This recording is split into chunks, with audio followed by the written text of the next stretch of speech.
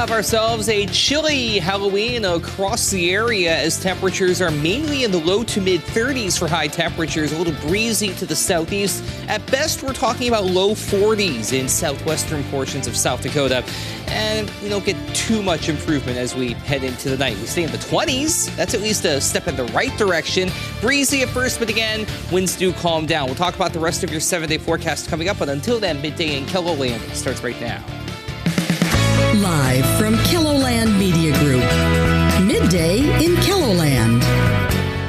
An 18-year-old man is accused of killing 2 people on the Pine Ridge Reservation. An update to our MMIP investigation. And Israel's ground offensive intensifies in Gaza. I'm Skylar Henry with the latest from the war. Plus, Biden administration officials lobbying for more aid to Israel, facing protesters here on Capitol Hill. good afternoon, and thanks for having us in. This midday, family members are grateful for an update in an MMIP case we first told you about in 2022. That July, the body of Maria Makes-Him-First was found in Pine Ridge. We were there for her funeral as her loved ones gathered to say goodbye. Now, more than a year later, an 18-year-old man is accused of killing her. Jonathan Eagle Elk is charged with 2 counts of second-degree murder. 1 count is for Maria Makes-Him-First. The other charge is for 51-year-old Louis Swiftbird, who was killed a month earlier. Court documents accuse Eagle Elk of beating them both to death. He appeared in federal court on Monday and pleaded not guilty. We'll talk with Maria's family tonight on KELOLAND News. A Mobridge man has pleaded guilty to having child pornography. 36-year-old Charles Russell admits to having more than 600 illegal images on his devices. A sentencing date has not been set. Under the plea agreement, he faces a maximum of 10 years behind bars. The Brookings Police Department is asking for your help to solve a string of car break-ins across an area of the city.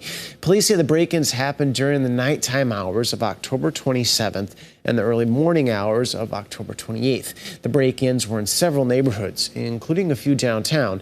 Anyone with cameras in these areas should review them and contact the Brookings Police Department with any video they believe would help. Pivoting to weather, it's going to be a chilly Halloween evening for our trick-or-treaters, right, Adam? Could be worse. Snowing. Okay. That's what they're going to be dealing with in Wisconsin and Michigan. But here, yeah, it's just going to be out and out chilly with a bit of a breeze in place at first, but the wind does gradually back off as we head into the evening and night. Not enough, though, to really keep us out of having to layer up underneath the costumes. There's downtown Laverne on this Tuesday afternoon. Cloudy skies above. You can see the trees getting a bit of a workout this afternoon as well. It's going to be the case for a little while longer. Meanwhile, in Cottington County, we'll head on up to Watertown, 23 with a north wind at 11 miles per hour. It really does look and feel like we're about ready to enter December and not November, but we'll right the ship soon enough. Temperatures right now, though, firmly in the 20s, unless you're in Custer, you're at 35, and Spencer at 30, or even on the chilly side, Buffalo at 19 right now. 25 here in Sioux Falls, Worthington, and Pierre, 26 for Aberdeen and Marshall. Brookings at 24. There's the wind, 10 to 15 miles per hour, especially East River, even stronger east of the I-29 corridor from Ortonville to Spencer. And the end result, now we have wind chills in the teens this afternoon. It feels like it's 14 degrees in Sioux Falls, a wind chill of 9 in Worthington, 6 in Buffalo, 12 for Watertown and Marshall. Feels like it's 15 in Huron, 17 Pierre and Chamberlain, 19 up toward Aberdeen. So you will want to plan accordingly with any afternoon or evening Halloween plans. And there's an example of an area that gets some sunshine, at least right now. There's Mobridge at 22, but yeah, light and variable breeze in place is still enough to put that wind chill down to around 14 degrees this afternoon. So again, while that sunshine is great, you will want to plan for a cold end of October, which is saying something, considering we kicked off the month with record-setting temperatures in the 90s. My, how times change. 30s today, at best, low 40s out in southwestern portions of South Dakota. But like I said, we do correct things as we head toward the end of the weekend through the first couple of days of November, for that matter. We'll talk about that and the rest of your 7-day forecast coming up.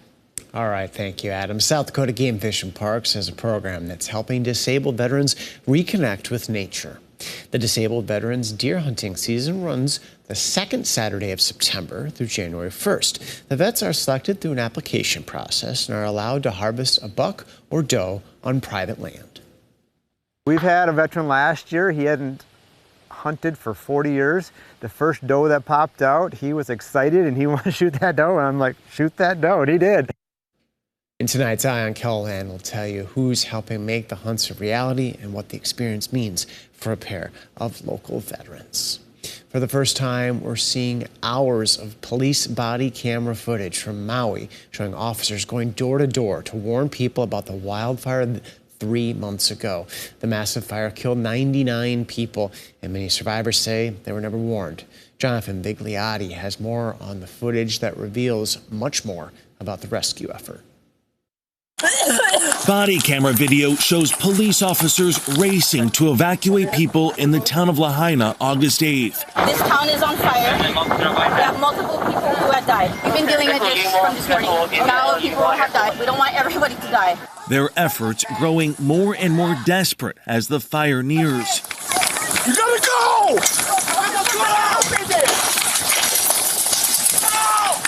At one point, they use a garden hose to try to slow the flames to give people more time to leave. It's inside. I don't know what's inside, bro. Hey, we gotta go!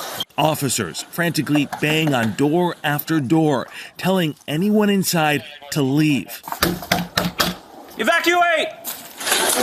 Come out, come out, come out. They found 15 people huddled inside this coffee and tea store. As night fell, visibility became a problem, and you can hear officers coughing as they struggle in the smoke. The flames is getting closer and the visibility is getting worse. We've got as many people as we can out of there. Jonathan Vigliotti, CBS News, Los Angeles.